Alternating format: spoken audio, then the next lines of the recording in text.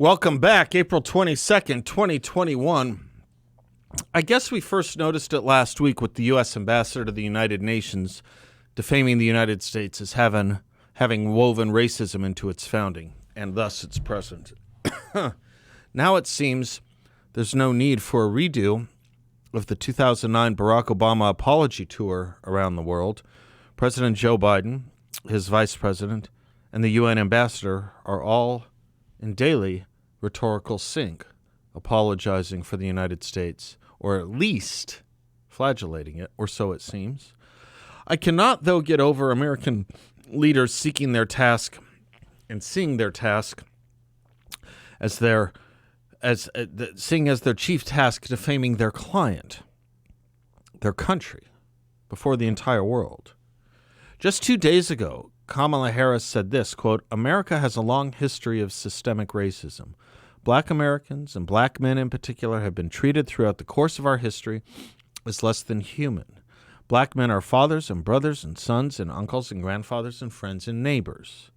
Their lives must be valued in our education system, in our healthcare system, in our housing system, in our economic system, in our criminal justice system, in our nation. Full stop," close quote. Well, who disagrees with this?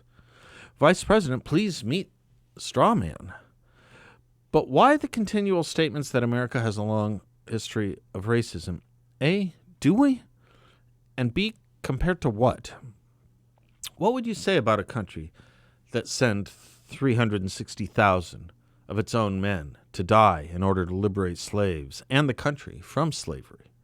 Would you say that's a racist country? Kamala Harris also said of the Chauvin verdict, quote, "A measure of justice isn't the same as equal justice. This verdict brings us a step closer, but the fact is we still have work to do," close quote. It's an interesting fallacy that I don't think has a name for it just yet. The witnessing of fact after fact after fact after fact, only to dismiss all those facts in order to propose a series of measures of your own to theoretically address that which you just dismissed. Perhaps it's called invincible ignorance. But what I'm talking about is, you see incident after incident get resolved with great due process, and then you hear Democrat after Democrat saying there is no due process. So we must radically transform or defund the system in order for there to be due process.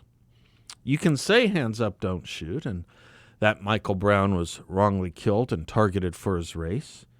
But no facts substantiate that, and hands up, don't shoot was never gestured or said by Michael Brown.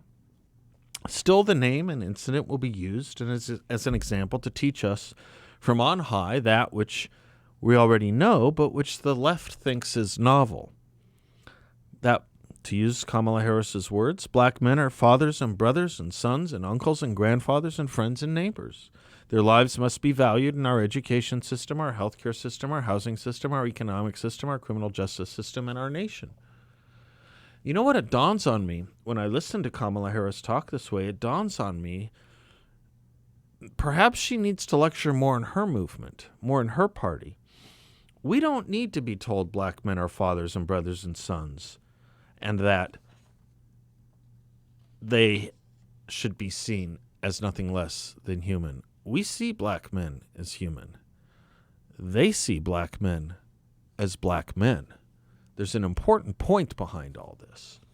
And these lectures from her, and from those who have nothing to say, zero, about the black fathers and brothers and sons and uncles and grandfathers and friends and neighbors in our major cities like Chicago, who are murdered by non-police to the number of 177 this year to date.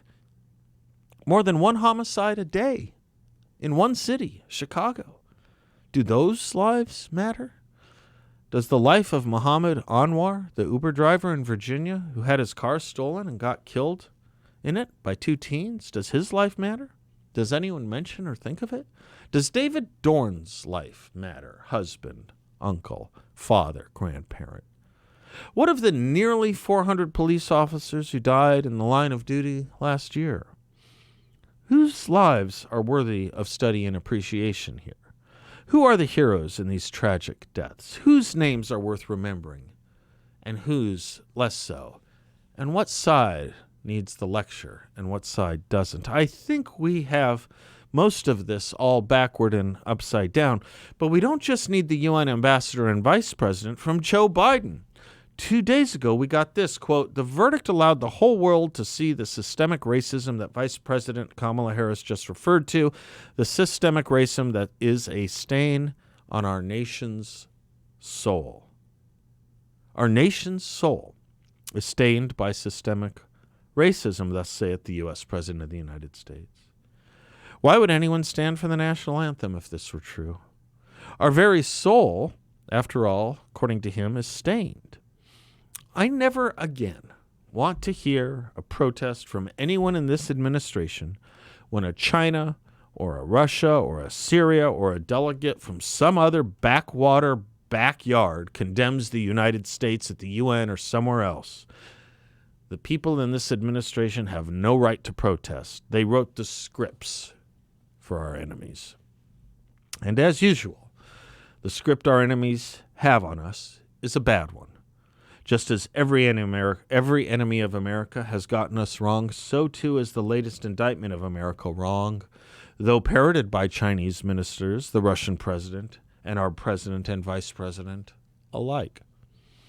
But the script has a lot of producers, a lot of investors, a lot of people vested in believing it, and others in believing in it. Quinn Hillier gets to most of this, writing the following: President Joe Biden is already starting to push people too far with his constant refrains about how racist this country is. He is overstating a very weak case, and he risks becoming like former President Jimmy Carter, when Carter's so-called malaise speech had the annoying effect in the insightful words of Walter Mondale urging the people to be as good as the government. The public and American culture are better than Biden says we are. He may soon see a backlash against him, not just for hectoring us, but for enlisting big government's might to promote and enforce his racialist agenda. Biden did it again Tuesday evening in his remarks responding to the 3-count conviction of Derek Chauvin. He indicted he indicted the entire American judicial system without proof by saying that accurate and just verdicts are much too rare and that Chauvin's just conviction was possible only because of unique and extraordinary convergences of factors. He said that systemic racism is a stain on our nation's soul, while asserting without evidence that Chauvin's murder of George Floyd was the result of systemic racism.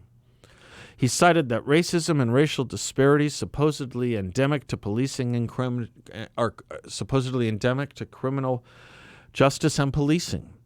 And he described a Manichaean, quote, battle for the wood of this nation, close quote, and harsh reality that racism has long torn us apart, close quote.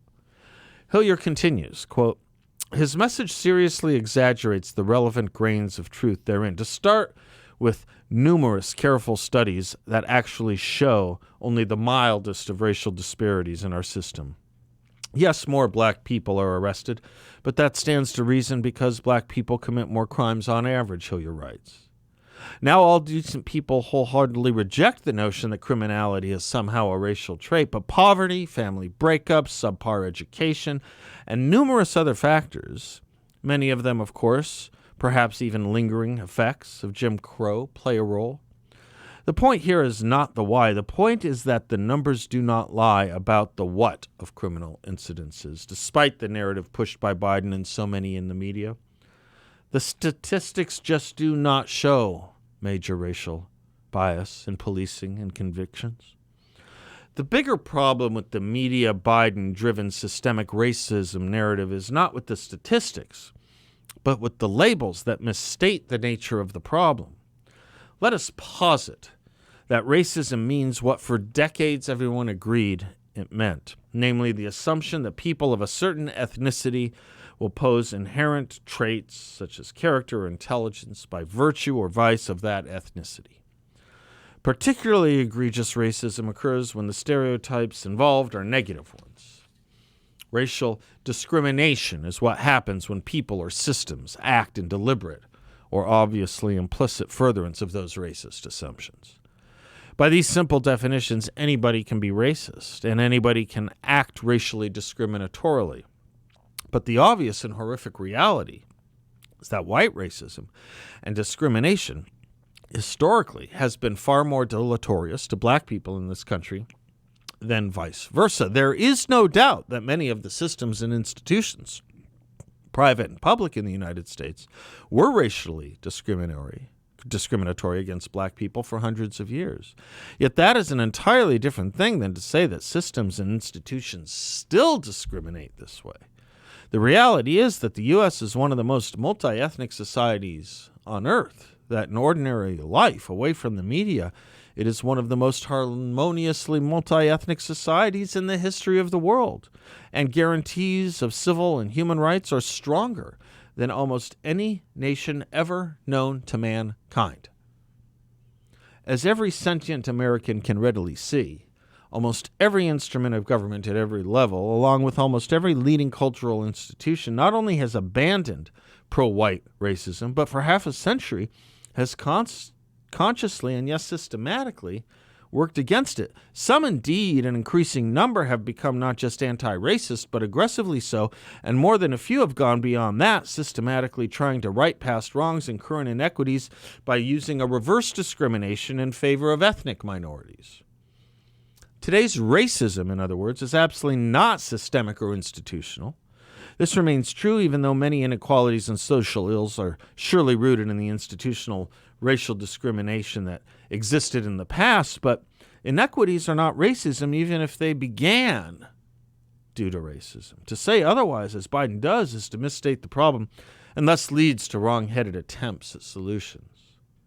Meanwhile, no fair-minded person would deny that racism and racial discrimination exist, but they exist in individual instances, individual human hearts and minds, probably within a far from insignificant minority of hearts and minds. Much of today's racism is clearly less overt than during Jim Crow, and also less palpably physically burdensome than in the past as well. Piercing glances, rolled eyes, whispered asides can cause wounds to a psyche. Yet, where the racism does not show up in hiring public accommodations or in harassment by cops or anyone else, it is not within the government's expertise or just powers over a free people to try and fix it. Government has no business punishing thoughts, even horrible ones, or even their distasteful utterances. That way lies tyranny. The answer to racism lies in intermediate cultural institutions that promote true tolerance. Tolerance in its proper sense. In its proper sense, it means not some ideological attempt to browbeat people about their inherent guilt based on their race, but a simple respect for human dignity and difference, along with, quite crucially, an even greater emphasis on commonalities. Put another way, individual differences should be quietly respected but not dwelt upon, while commonalities, human and humane unities, should be celebrated. Americans, on the whole, are a good and fair-minded people, full of the compassion that made huge majorities recoil at the video of Floyd's death. We need no collective scolding from the bully pulpit. What we need are better churches, better schools, and better political leaders who are willing to tell the truth and shape a society into 330 million policemen. For right now, it appears we may never, at the rate we're going, be able to hire enough. I'm Seth Leibson. We'll be right back.